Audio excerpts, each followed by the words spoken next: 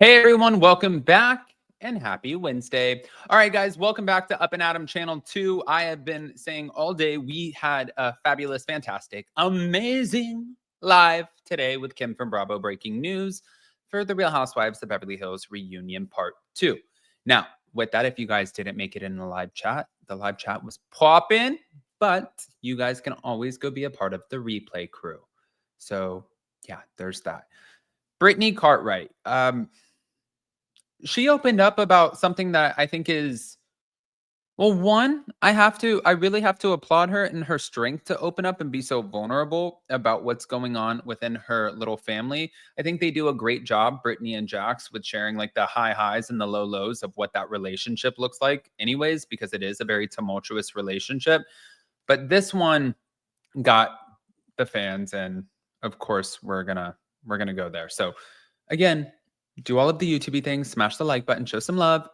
And then also, if you guys didn't see this, we have a big announcement. We are working on something really fun for all of you guys. You can go to upandadamlive.com. You can see that I put a little message there, my own little personal touch on it.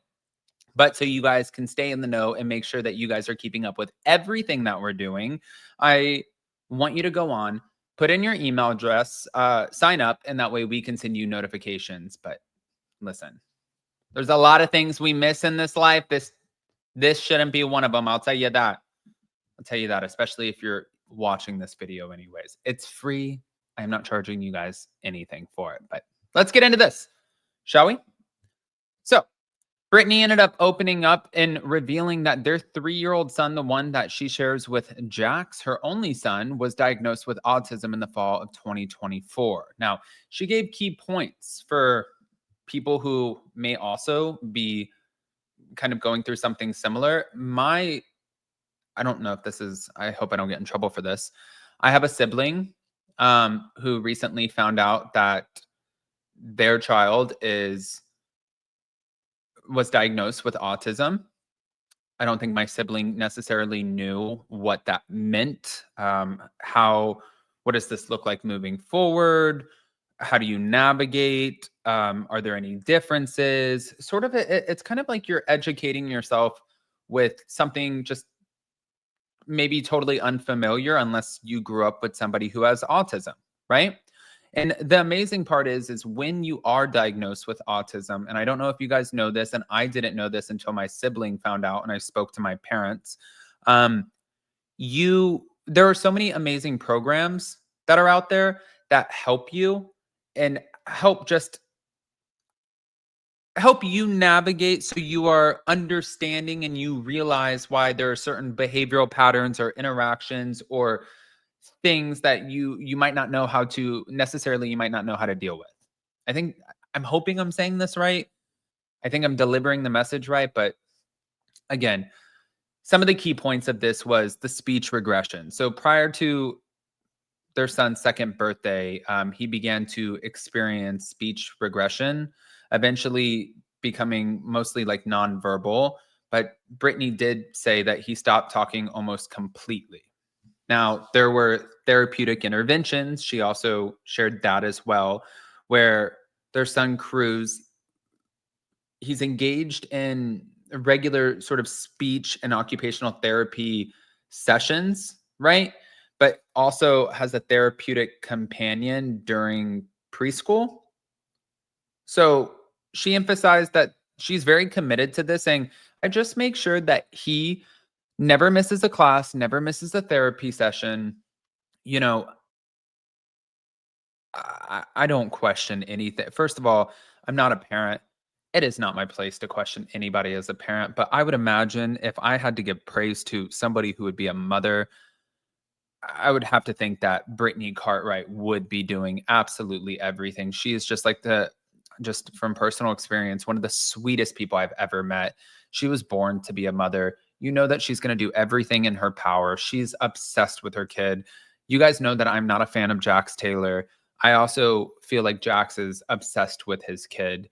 Um, the positive thing is you looking at them, I feel like they're going to make sure that their son has every tool in order to just live his best life, which is what we could all hope for ourselves and the people around us, is just having access to the tools. And I don't think that he will be limited in any capacity on any of those, especially with the way that she is explaining this and being so vulnerable and utilizing her platform to open up about it.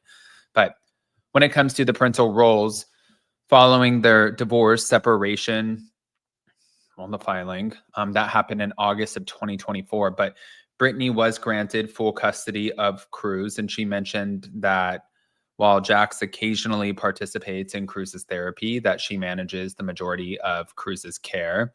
She said it can be difficult because I've never heard him say like "I love you," but he is so loving.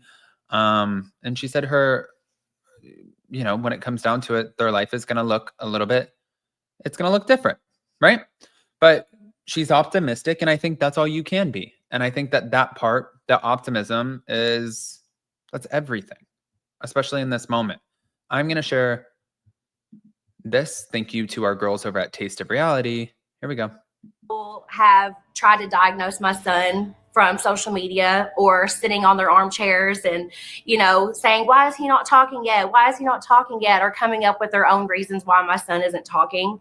And I felt like it was up to me whenever I was ready to talk about his autism, because it is something that I'm learning myself. It's something brand new that we're going through. And, I'm his voice now, and I'm doing everything. I'm fighting for him. Like, I'm his warrior now. People have tried to diagnose my son from social.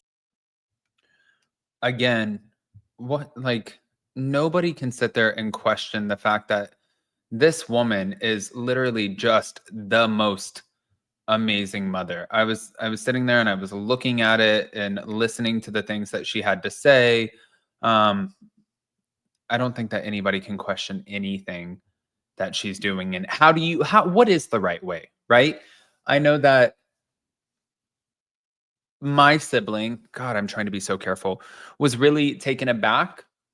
I asked my parents because I didn't want to overstep and ask any questions. I missed a phone call when they found out about their child's diagnosis, and my parents ended up telling me. And I think that I don't think it's ever a feeling of just being like sad or like upset or like, oh my God, is there something wrong? I think it's more so of just like a wanting to understand. And I think at the moment that you really invest yourself, especially when you love your kids so much, again, I'm not a father, I know, but I think when you love your kid so much and your kid is diagnosed with autism, I think that you have the ability to understand and want to learn. And it's a new journey, not only for your child who did not ask to be going through anything that would be deemed as different, but it's a journey for them where they have to figure out certain things, and behavioral patterns might be different, but it's also a journey for you. So if you look at it from that perspective and you kind of widen the lens out a little bit, then I think that you can really just sort of be in that together. And that's what I think is happening here. I want to hear what your guys' thoughts are. I'm a Cancer, guys. I'm an empath. I just get emotional about all kinds of everything. So I want to hear what you guys think, guys. Pop off in the comment section. If you're not subscribed, get subscribed. Again, do not forget to go over to upandadamlive.com. Join the email list. Make sure you sign up. It's free. Everything's free. We are not charging you anything for the site. You guys don't even know what the site is yet. So we have stuff in store for you. Love you guys. See you later.